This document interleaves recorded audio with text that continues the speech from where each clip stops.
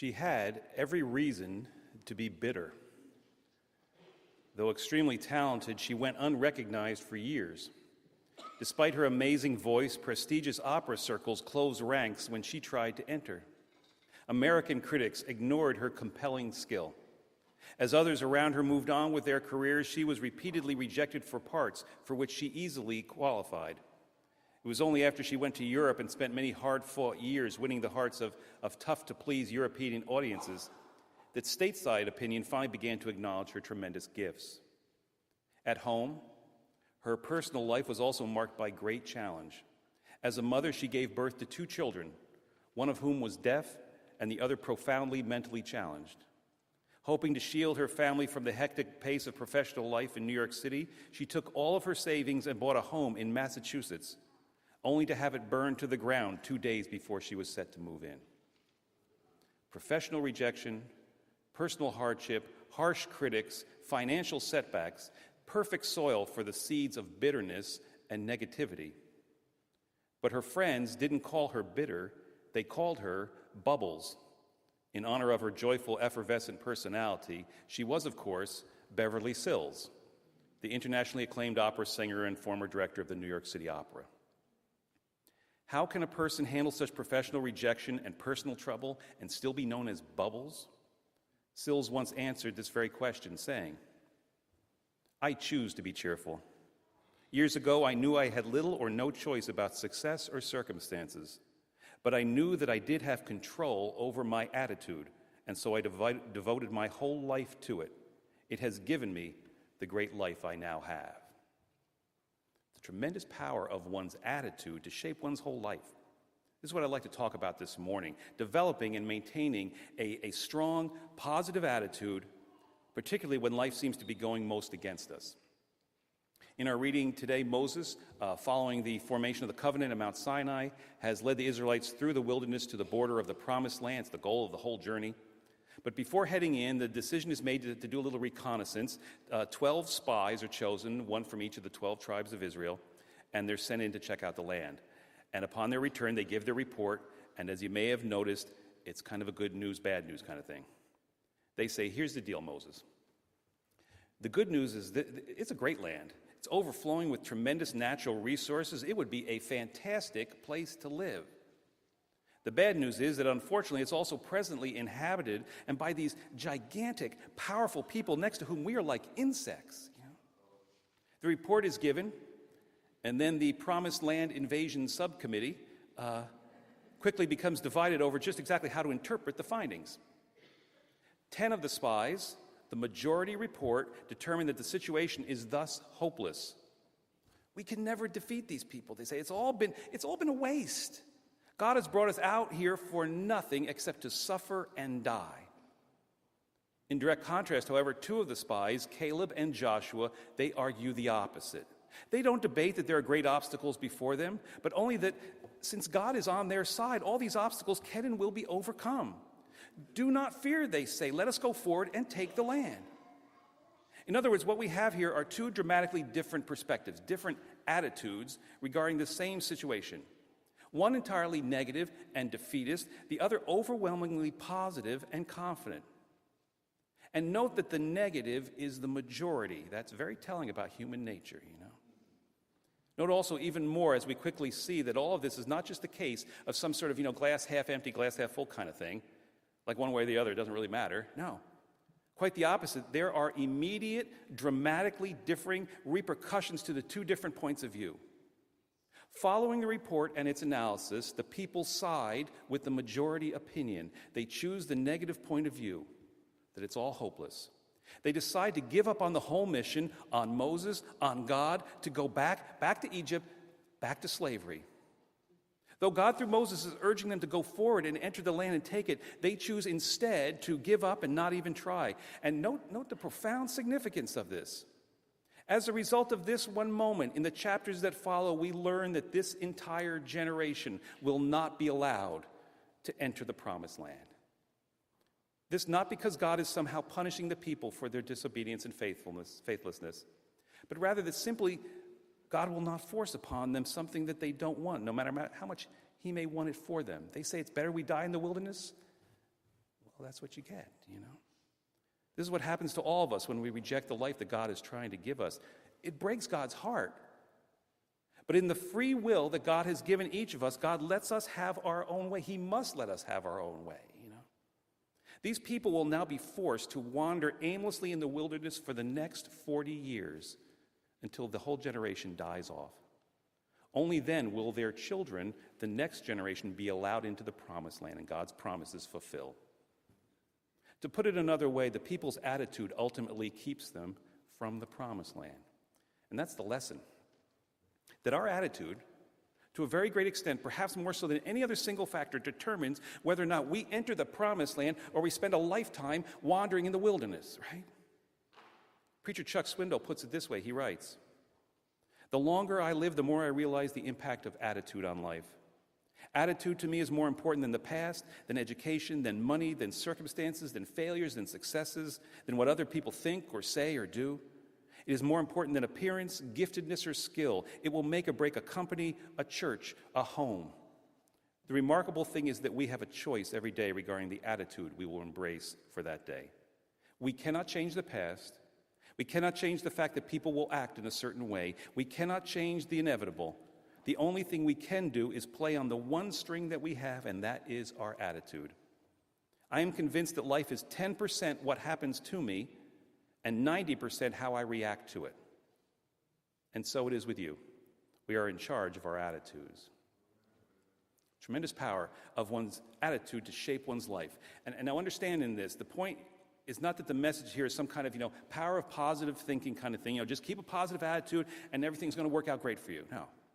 Nor is the point that one must never allow oneself to become discouraged, to become sad. The Bible is very realistic and upfront about such thoughts and feelings and expressions as being very real and often unavoidable and sometimes even necessary part of human life.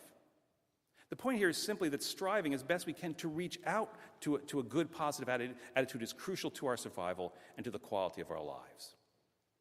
So what practical advice do we learn about this here? I mean, let's face it, we often encounter situations where it's hard, to keep a positive attitude. Well, as you may have noticed, the two different attitudes expressed here each have their kind of their center in a kind of a different, each side views things. And this is the key to a great attitude, is learning to look at things in the right way. From the text, a couple of thoughts I'd like to offer on this. 4 rules on how to look at things rightly to keep yourself headed towards life and not away from it. Rule number 1, view things right side up. As mentioned on a couple of basic facts, both sides agree that the land is rich and bountiful and that there are these giant people living there. On all this, everybody agrees. So what starts the debate? Well, the majority says the people are giants. There is no way we can defeat them. To which Caleb and Joshua respond, yes, the people are giants, but if God wants us to live there, he will take care of things, right? Note, the first group compares their situation to themselves. The second group compares their situation to God. Right? This is the first key step in keeping a great attitude. Compare your problems to God's abilities and not to your own. This is the first way we so often get ourselves all messed up and defeated. We encounter some problem and we say, oh, this is so much bigger than me. There's no way I can handle this, right? Which is often true. But we're forgetting that God loves us and wants the best for us always, and any trouble that we may have is way smaller than him, and this is the real power that we bring to bear. We need to see ourselves always as loved by God, its fullest expression in the death and resurrection of Jesus Christ, and that the power of that love is what we bring into every single situation we encounter.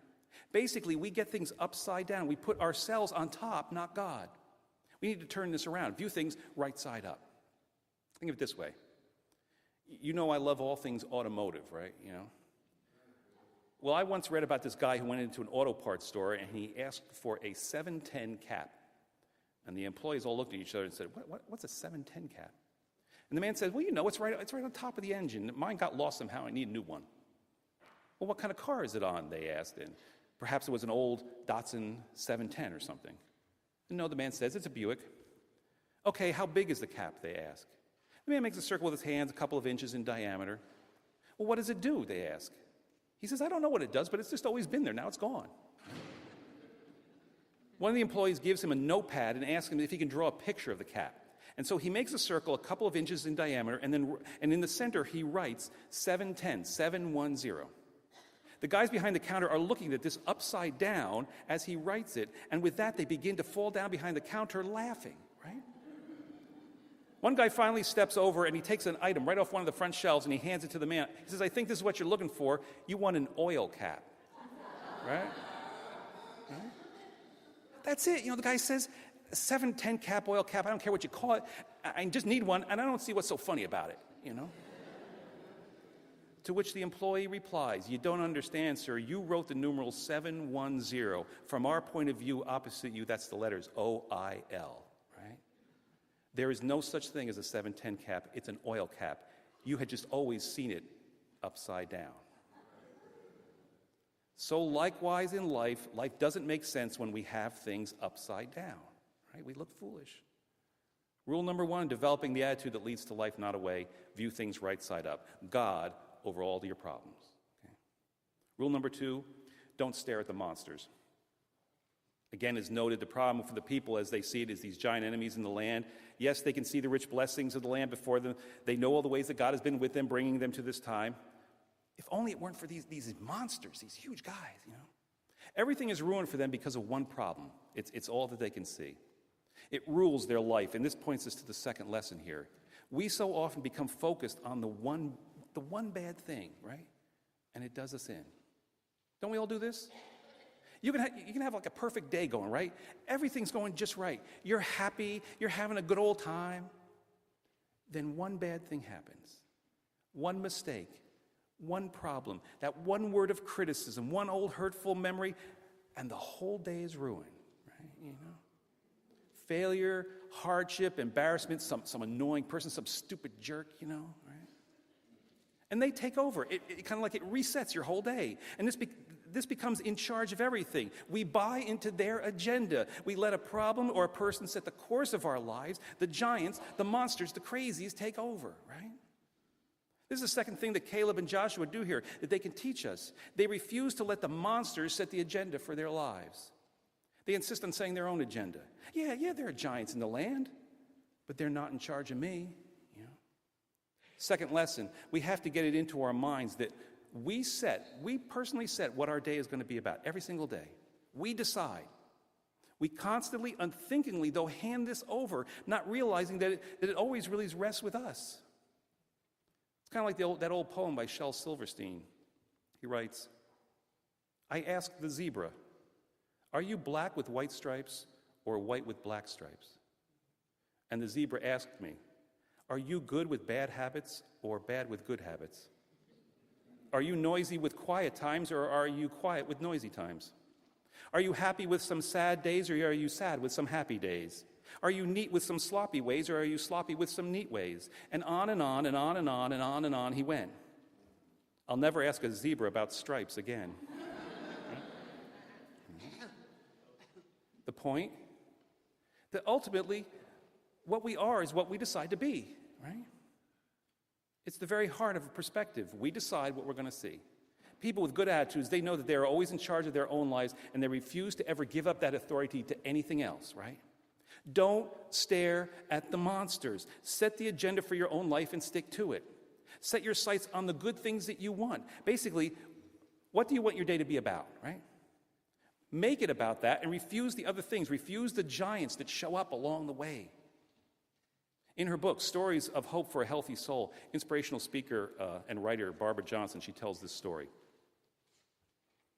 The day had not started out well for a certain woman. She had overslept and was late for work. Then some things happened at the office that only contributed to her harried condition. By the time she reached the bus stop for her trip home, her stomach was tied in a big knot. As usual, the bus was late and it was packed, and she had to stand up for the whole trip. The bus started and stopped, turned left and right, pushing and pulling her in all directions. The day just wasn't improving, even as it came to an end. Then she heard a man's voice up front proclaim, "Beautiful day, isn't it?" Because of the crowd, she couldn't see the man, but he continued to comment on everything that the bus passed that added to his joy. A church here, an ice cream store there, a baseball diamond here, a library there. The atmosphere in the bus grew immediately more carefree, as did the woman's heart. The man's enthusiasm was so winsome that the woman found herself smiling and happy. When the bus reached the woman's stop, she worked her way through the crowd to the door, and as she did so, she glanced at this tour guide, an elderly man wearing dark glasses and carrying a white cane. He was blind. As she stepped off the bus, she realized the day's tensions had all disappeared. God had sent a blind man to help her see that though things go wrong sometimes, it's still a beautiful world. You have to choose what to look at. You know, there's an old saying in the Southwest that says, life is full of cactus, but that doesn't mean you have to sit on them, right? You know? Quit being a victim. Instead, set the agenda for your own life and then stick to it. Rule number 2 in developing the attitude that leads to life and not away, don't stare at the monsters. Which leads us into rule number 3, accept the challenge. Of course, at the very heart of the whole debate in our text today is that the people are upset that God has brought them to a place where there's trouble and difficulty. I mean, isn't God supposed to make life easier for us, right? Not present us with challenges. Well, this is the third problem with the people's attitude. They insist on a God who simply fixes things, not a God who pushes them and asks great things of them and tries to get them to grow into something better than they are. How about us? People with a good, life-giving attitude are those who don't simply look for God to help them avoid life, but to truly engage it, to be pushed by it into something greater. They look for the challenge in life's difficulties. You know, how can I grow in this to become a better, closer to you, God, in this, you know? As the old saying goes, life is like a grindstone. Whether it grinds you down or polishes you up depends on what you're made of and how you place yourself on the stone. Are we looking for God to simply fix our lives or to polish us? Understand, sometimes the best place for us, because of what it can make of us, is not where we want to be. It's not even a nice place, but it's where we need to be. It's the best place. It's like, have you ever heard the story of the frozen little bird? A little bird was once flying south for the winter. It got so cold that it froze up and it fell to the ground in a large field. While it was lying there, a cow happened by and inadvertently dropped some fresh manure on it. Right? As the bird lay there in the pile of manure, it began to realize how warm it was. The manure was actually kind of thawing him out. He lay there all warm and happy, and he soon began to sing for joy. A passing cat heard the little bird singing and came to investigate. Following the sound, the cat discovered the bird under the pile of manure and promptly dug him out and then ate him. The moral of the story? Sometimes being deep in it is not a bad thing, right? And being dug out is not the best thing for you, right? It has been said that we shouldn't use God to solve our problems. We should see our problems as a chance to find God. Rule number 3 of a great attitude leads to life: accept the challenge. And then finally, rule number 4, look for the opportunity. Author Ivan Misner, in his book, The World's Best Known Marketing Secret, he writes, 3 store owners shared adjacent storefronts in the same building. Times were tough. In hopes of picking up sales, the owner of the shop at one end of the building put a sign over his front entrance that said, "Year-end clearance." At the other end of the building, another owner responded with his sign, "Annual closeout." The owner of the store in the middle knew that he had to act fast or he would lose all business to the 2 other guys. After careful consideration, he hung a larger sign over his front door that read, "Main entrance." Okay? You see, in trouble, he saw an opportunity, right? And this is basically the final point here. Going through life, you can either see obstacles or you can see opportunities. Both are always there, right? As it has been said, we are continually faced by a series of great opportunities, brilliantly disguised as impossible situations. People of Israel saw only obstacles and they turned from them away from life. Caleb and Joshua, on their hand, they saw this as a tremendous opportunity for God to work some wonders. You know, the great preacher Harry Emerson Fosdick, he once told about how as a child his mother sent him to pick a quart of raspberries. And reluctantly he dragged himself to the berry patch. His whole afternoon was ruined for sure. He could have been out playing with his friends, but he was stuck there in the berry patch picking raspberries, you know. Then a thought came to him. He would surprise his mother and pick 2 quarts of raspberries instead of 1. One is just a gift for his mother. And rather than drudgery, his work now became a challenge. He enjoyed picking those raspberries so much, his mother was so moved by the gift that 50 years later, that incident was still fresh in his mind. The job, he said, hadn't changed. His attitude had. From inconvenience to an opportunity, and that changed everything. Final piece of a great attitude: strive to see opportunities in everything. Opportunities to serve God. Opportunities for God to work some wonders. Opportunities for great things to happen. Don't just see the obstacle. That's easy. Anybody can do that. Don't just see the obstacle. Look for the opportunity for God to happen there and pursue it. In closing, a noted Christian writes, "I'll never forget the day we finished my father's wheelchair ramp. My father had a history of congestive heart failure, diabetic neuropathy, and was becoming weaker every day. For means of transportation, it had now become necessary for him to begin using a wheelchair. It broke my heart. We had prayed for healing, but it hadn't come.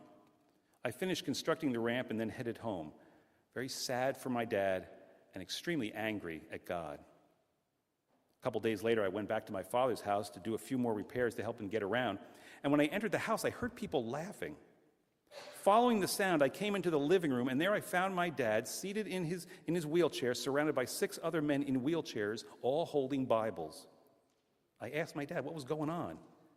He explained that now that he had a ramp at his house, he realized that other wheelchair-bound men in the neighborhood couldn't come over, especially some of the local veterans. So he had decided to start a Bible study for them, and they were having a grand old time. And I had learned my lesson. I had seen only God's failure, but my father had seen an opportunity to serve God. I was sad, and he was blessed." Mark Twain once said, "As early as you can, make a point to develop a positive attitude. It may not solve all your problems, but it will annoy enough people to make it worth the effort." Positive attitude. It's a rare quality in this world, and one that can dramatically change your life. In the end, it decides whether you enter the promised land or whether you wander forever in the wilderness. This week, take a look at how you're looking at things. Right? Resolve to look at things the right way, keeping a positive attitude. View things right side up. Don't stare at the monsters. Accept the challenge, and look for the opportunity. Let us join together in singing our closing hymn, number 451 in the red hymnal, "Be Thou My Vision." Would you please stand?